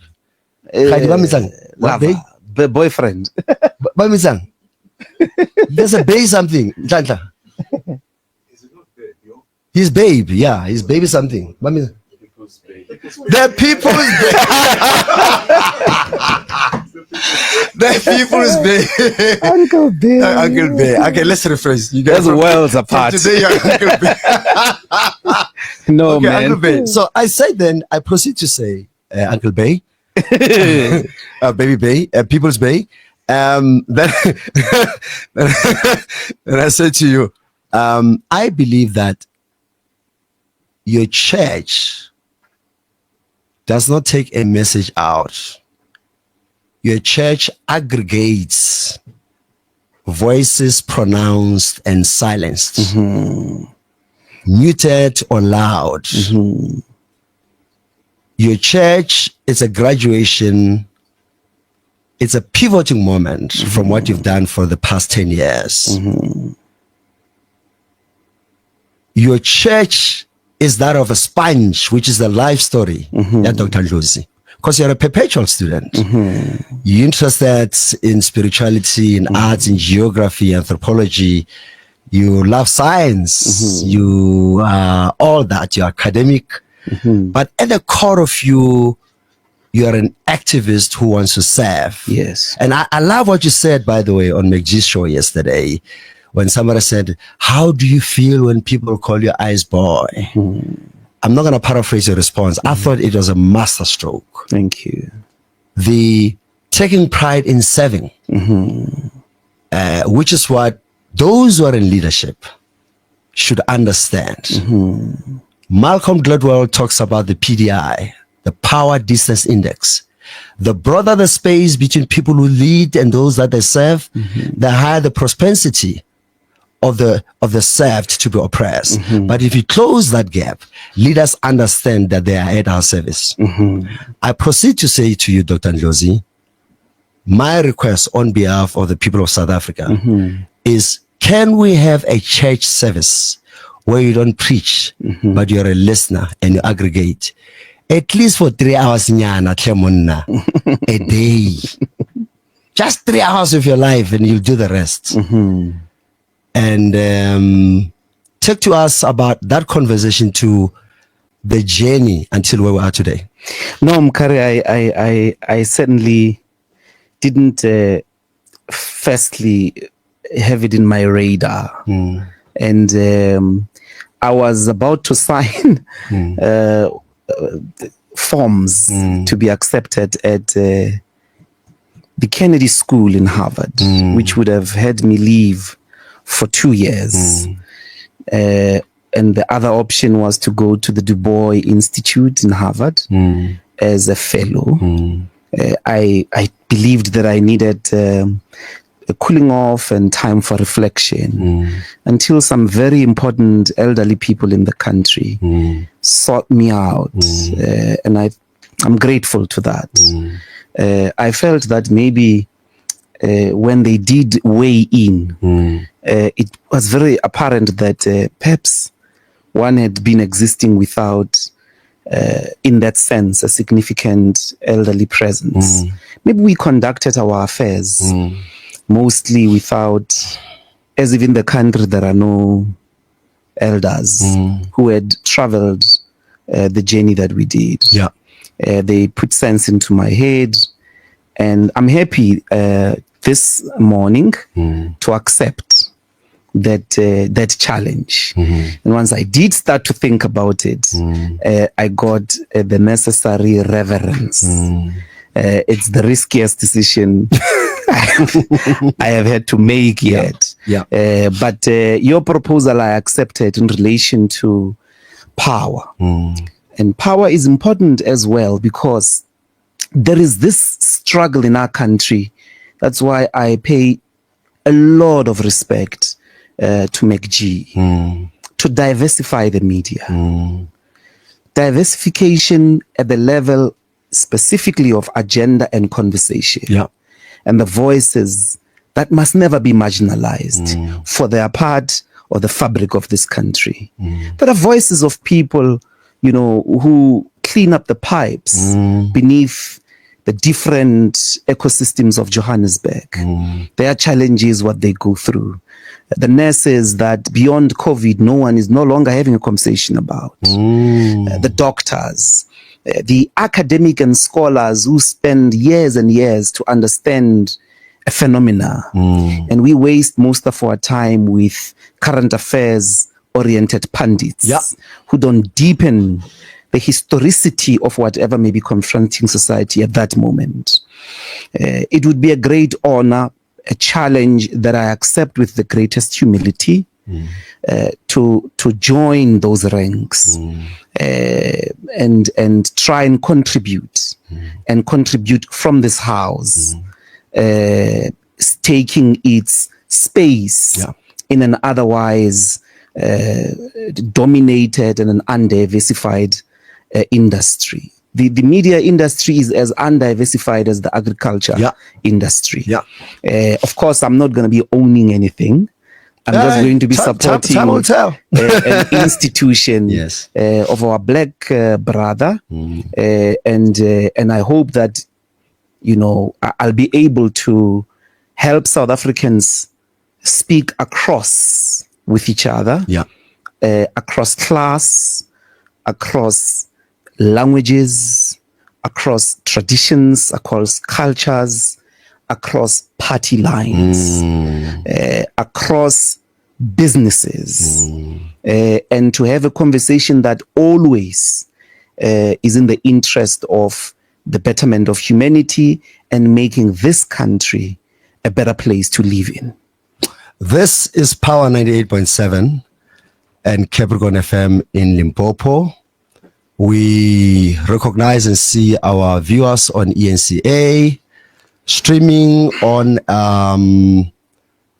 the Power YouTube line, streaming on power987.co.za, and on Newsroom Africa, and wherever else in the world you could be and maybe listening to. South Africa, the world, our people, Power people, I present to you the new host of Power Talk, effective the 3rd of March 2025, Dr. Ndlozi. Dr. Ndlozi, thank you so much, my brother, for honoring your people, for accepting this challenge. I can tell you that there are people ululating that instead of hearing you once a week, Kasona or Haopela Azania, every morning at 9 o'clock, as of the 3rd of March, they shall be exchanging debate or conversations with you, and Power people will challenge you, and they'll love you, and you'll love them. They will teach you, and you will share. The role of a talk show host is not to preach or teach. Our job is to listen intently and intentionally, but most importantly, to listen innately. Because we don't hold the content. We do our homework and let the experts speak. However, should the so-called expert or business person or politician disrespect and disregard our people, it is your responsibility to call them out and call them to order. And I have faith as the founder and the chief executive of this business that we could not have prayed for a better brother to facilitate meaningful, constructive, non-partisan, non-classist, non-racist, non-sexist conversations that this country is ready for. I think as a country, as society, we're ready to see each other. But there are people who thrive on dividing a nation. Those include political parties, religious organizations, businesses, and all other formations. Some NGOs are rubbish.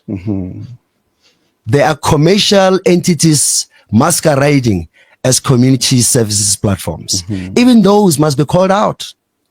And I submit to you, my brother, respectfully, Togotela, that it is your task and other members of the Power family to protect our people from further abuse. Our people have been traumatized over too many generations. As the executive chairman of MSG Africa Group and chairman of Power, what an honor, my brother, to welcome you to this family. Monday to Friday, 9 to 12, effective 3 March. Dr. Ndlozi is the host of Power Talk. We will, as a station, by Tuesday next week, the managing director, Mr. Rufua Borogo, otherwise known as Tolly B, and his team, Neo Liu and others, will announce the rest of what the lineup of Power looks like. Mr. James Kwambana and Muridili Tabo and Prudence Mabasa in Limpopo will also make their own announcements about the adjustments that they are making on Capricorn FM. But as the MSG group, we are really, really honored, my brother, to welcome him home. Thank you so much. Thank you very much. Thank you. I appreciate you. Do me a great honor. You are very kind. No, you are worth it, my brother. You have ended. Thank you. You have ended. And every political party leader is welcome. Dr. Ndlozi is not a politician. He was never. I told him before, for years, I said, Ndlozi, you're not a politician. You're an activist. And I maintain. Yeah. You need a certain level of to be a politician. When I also I reject that. That's all right. That's my opinion. That's my view. I don't think I don't think you've ever been a politician.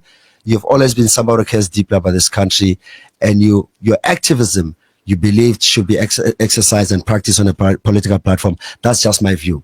I know that there are a lot of people that are wanting to talk to you. Generally, the chairman's conversation will don't take too many lines. The last time I opened lines for Rupert, haters messed up. So I don't take kindly to open lines on a chairman's conversation. But today, I will take my chances. 0861 987 000. Let's take your calls. I'm told, did Neo give us another 30 minutes? Did she? And Toli's agreed. Where's Toli? Okay, cool. So the bosses have given us another half an hour. So let's take those calls on 0861 987 000. My name is Given Curry, and my host is the new host of Power Talk from the 3rd of March at 9 o'clock, Dr. Ndlozi. How do I need to press anything? Okay, where am I I don't know how to do this thing. What green means do I take the green thing? Hey, Shmafoch. I need a job. Teboho from Mokopane, welcome to Power. Hi, Given. Hi, Dr. Ndlozi. Hi, Teboho. Go ahead. All right. Firstly, I just want to congratulate Dr. Ndlozi. I mean, I think it will be a wonderful platform for him to share some of his independent views. I had a few things also to ask about for him to reconcile as well for those who are supporters of the EFF from his exit. I don't know if I can still go there, but I just want to congratulate the good doctor, and I would love to hear more of his thoughts. I'm very excited about him getting on the platform with Power. Am I still there? Can you hear me? Yes, I think, yeah. Please. Yes, no, thank you very much. I appreciate the love, and I also wish you the best. All right, thank you so much. Okay, excellent. So, remember, guys, so I accept the ones that are green, right? Okay, so who's that? Mom Ntusi. Hi, welcome from Mamelodi. Hello, how are you? Good, thanks. How's it? Yeah. I'm good. You are speaking to Mabuti from Mamelodi. Yes, sir. Thank you, Mr. Mukare, for giving this opportunity to bring the guy on the show. We are very grateful for this opportunity. And I would like to speak to Ndlozi. How are you, my brother? Ngiyaphila ngezwa kuwena.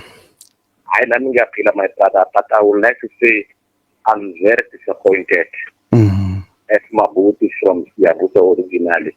You know, Mr. Ndlozi, you are the one of my best politicians. But immediately when I heard that news, Ndlozi has been resigned in politics, I was very disappointed.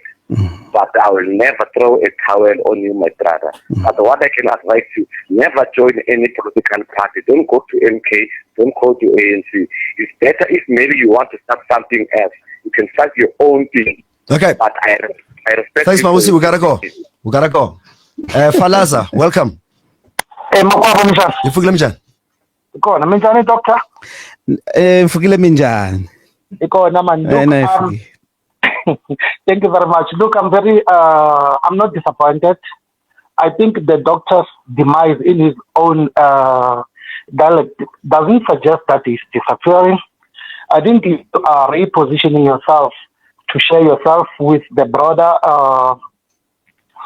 society, and then without attaching yourself to any political party.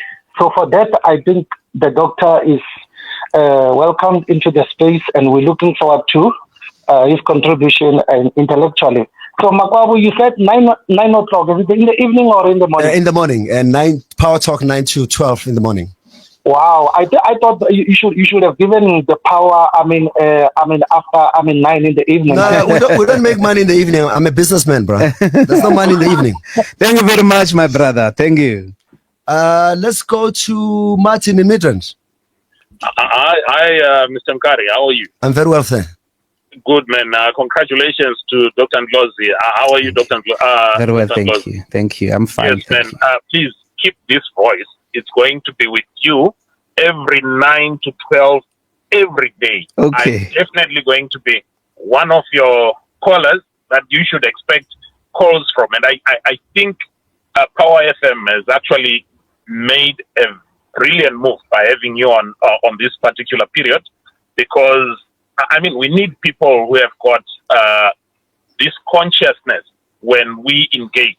We need people who are humble and down to earth when we engage on ideas. And I think this is one of the best moves that Power FM has done. I look forward to having that particular interaction with you on a number of issues. Okay, Martin. Thank you, Dr. Ndlozi, you want to respond to Martin? Thank you, Martin. I will embrace that with all of my heart. Well, may I take this and Kombla Barman? Is it Jonas? Hey? Yes. Dr. Ndlozi, Good morning. first of all, you are welcome today, February 14, and then one other thing is obviously you're a soccer fan. We're not to choose between the three. And then lastly, if you became a president of South Africa tonight, what's your goal here tomorrow? What are you gonna do? Thank you very much. Okay. Expropriation of land without compensation. Thank you. All right. Who's this lady here? I need my glasses. I forgot. We're getting blind, bro. Hi, Wachiti. This is what you guys do every day. Tsepo. Is that Tsepo? Tando. Where's Tando? Which line is that? Line 7. Oh, okay. Hi, Tando. Hi. Afternoon. My name is Tando Mayego. I am a political journalist, so this is a very interesting development to me. Usually journalists go to the com side, politicians don't come to the journalist side or the politician side. So this is a very, very interesting development. Just one question from me. Does the new gig, we're saying the new gig, come as part of an equity deal in MSG? What do you mean? Does he have an equity or is he just part of the talent? No. The business remains an MSG Group subsidiary. This we talk about on air. Unless you wanna bring us some money. I don't know. Okay, Tando Mayeko, I'll take money anytime. You know what they say in business? Everything for sale, subject to price, eh? Okay, thank you. Thanks, Santo. Which line do I take next? Guys, move with me. We don't have much time. Line 1, who's that? The screen is gone. Hey, infrastructure. You see now, too many of you are calling and then the system is breaking. It's 6:12. This is Power 98.7. My name is Given Curry in a special edition of the Chairman's Conversation with the host of Power Talk, effective the 3rd of March 2025, Dr. Ndlozi. I'm not seeing the screen. Tsepo is next. Maybe you can give me the names. Yeah. All right. Our screen is what is the word? Is crashing because there are too many people. Move. Where am I getting it? To which one? Where? I'm not seeing names. To him. Where am I seeing names? To talk to Ndlozi while you fix it. Okay. you know what is nice about this business? You know what I love about radio? You can't stage this stuff. The beautiful thing about radio is that it's a very authentic medium, Dr. Ndlozi. Yeah. If you're a pretender, people can hear. If you talk to people with disrespect, you lose listeners, right? If you think you're Mr. Know-it-all or Miss Know-it-all, people switch off because they hold the power. Just like in politics, I hold the power to vote for you or not. In our business, you disrespect people, you don't prepare, they switch off. So this medium demands respect, and a bigger sign of respect to a listener by ensuring that whatever you talk about, you are prepared. While the system has crashed because too many people want to talk to you, are you able to give us a sample of what you have in mind in terms of what you want to do with the show, where do you want to take it, things high level? I mean, I know that you still need to meet with the team. A lot of our team members don't know. They're shocked. We've tried very hard to keep this a secret. Do you want to share with us some of your reflections about what you believe the show should do, including the station, and even tips, by the way, and criticisms that you may have? Well, I haven't even signed anything, as you would know. You haven't? Totally, you're so slow, bro. So, but no, I think there are obviously thoughts, but as a point of departure, it's precisely this moment where one takes the step of listening. We do a lot of that in the work. I know that it doesn't often appear so, but during elections we do more listening. Okay. If you are authentic, than you are doing the talking, because you will not be able to win anybody if you do not know what they think. You can't win anybody on anything, but certainly radio, as you said, more than other mediums, preserves the listener's voice. The capacity on the spot, it is driven by that interaction. And I'm looking forward to that, but also to stage intellectual resources that help our people to live their lives better. Whether it be in community development, in business, in the classroom, as well as artists, whether they be fine artists, creatives, but also political policy making. Correct. And of course, the spiritual and religious conversations that help us to destigmatize the Nyangas, to destigmatize Muti, to destigmatize traditional forms of worship and spirit.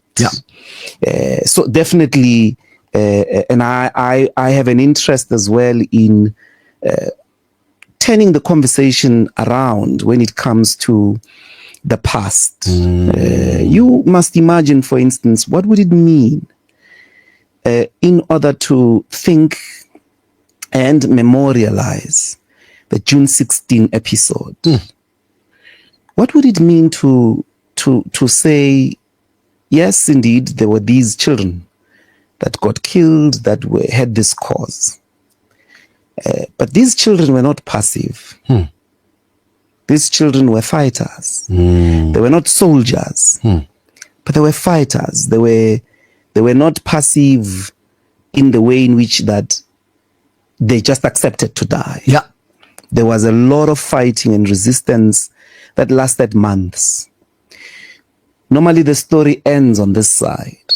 But on the other side, what would it mean to think about what that resistance resulted into? The way in which the system got disrupted, the ways in which the system itself had casualties, the ways in which the system itself had to reorganize, lost control.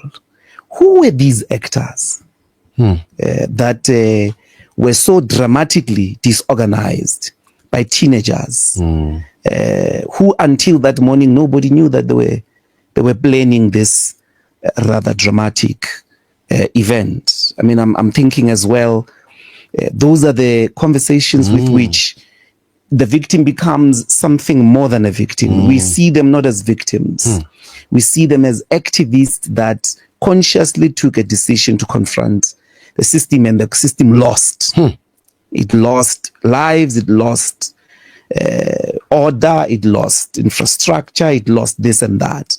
And the system had to reorganize its forms of operation because of this. I mean, I'm thinking as well, there are important conversations on the international anti-apartheid movement. Yes. Many people don't get to be exposed to how much exactly peopled the liberation of South Africa was. That there was a bunch of lily white students in Europe, specifically Britain, that crippled Barclays Bank in a consumer boycott. That we're going to withdraw all students' accounts so that you know that we don't want apartheid. The rugby tournament confrontations in New Zealand, for an example, that a lot of New Zealanders crashed a match of the Springbok. They got and they staged a sit-in. 99% of these people had never met or been to Africa. Out of the conviction that apartheid is wrong, went and put their bodies in harm. This is why, this is the stuff that makes international relations very, very important in South Africa, because there's no other people in the world whose gift of freedom was delivered in assistance by ordinary masses. Hundreds of thousands of people in North America, in South America, in Europe, in the Middle East, and so on and so forth, that said, not in our name. And that we can't enjoy this freedom. We can't even talk about the difficulties that it confronts without involving the friends that we've always had in the world. Once you cut those tentacles, Palestine becomes hard to resolve. And after Palestine, now we are hearing Trump is going for Greenland. Trump is going for Canada. If you let that happen, then one day Trump is coming here for us. Yeah.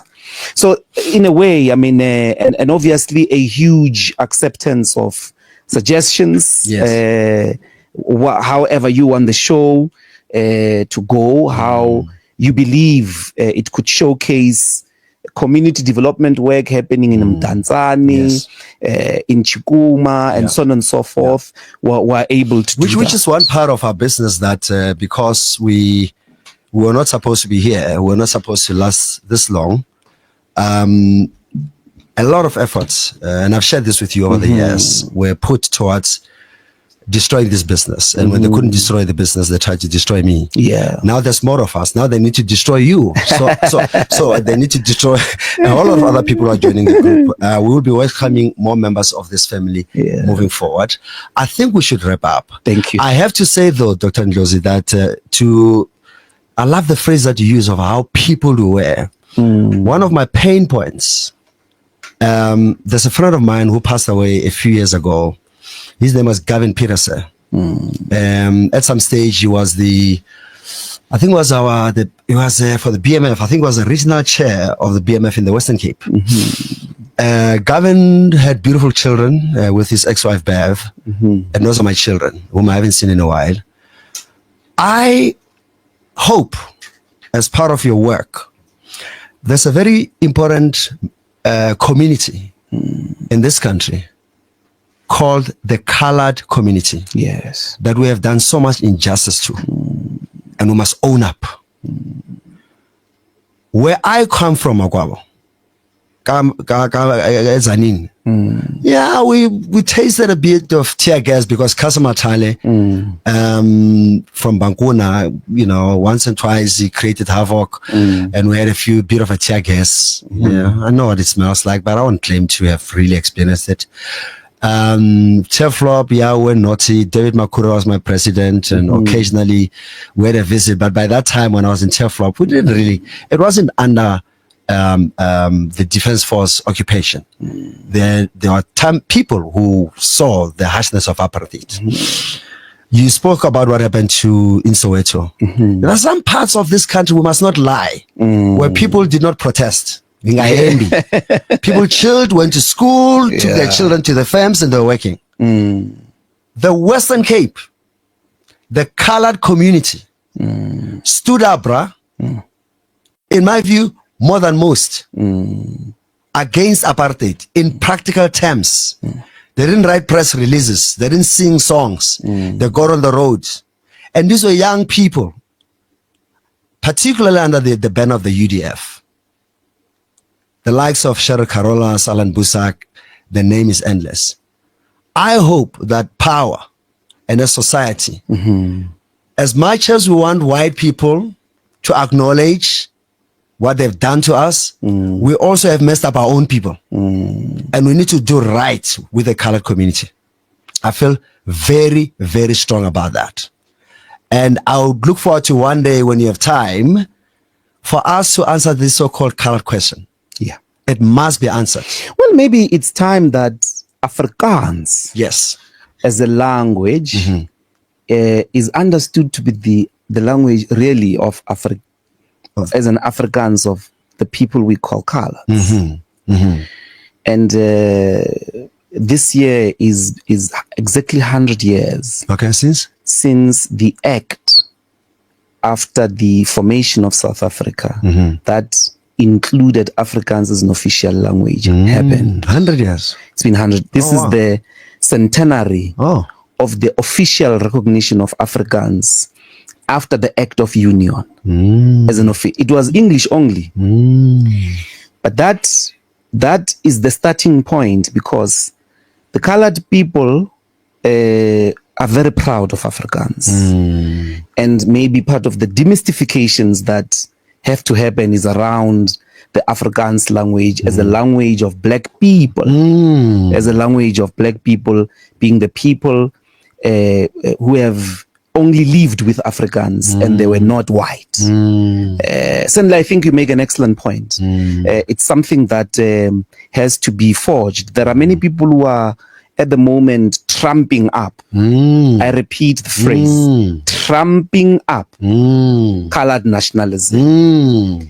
And that dangerous basically is like you wake up in the morning and tramp up Shangaan nationalism. You know what I mean? We've got to think about a collective identity that colored people are quintessential South Africans. And liberators, people. And liberators. You make a point. There was more theater of liberation in the Western Cape. Don't go far. El Dorado. In Eldos. El Dorado is a rich, massive. And because the system knew that this group of people were as passionate as crazy, what did the system do? Infiltrated them through the drugs, created gangsterism. So when you think drugs and you think gangsterism, what do you think? You see a colored face. That rubbish must stop. Yeah, we must acknowledge that a group, some of us, have been ill-treated. And post-94, we haven't done much with and for those Africans. They are African children. I agree. They are us. Yeah. And I challenge every person who identifies as colored to please take your space. It's your country. It's your land. You have no other home. Afrikaans, it's your tal Migazi. Yeah. Own it. Speak it with pride. Yes, and if you want to learn Changano or Zulu, your choice.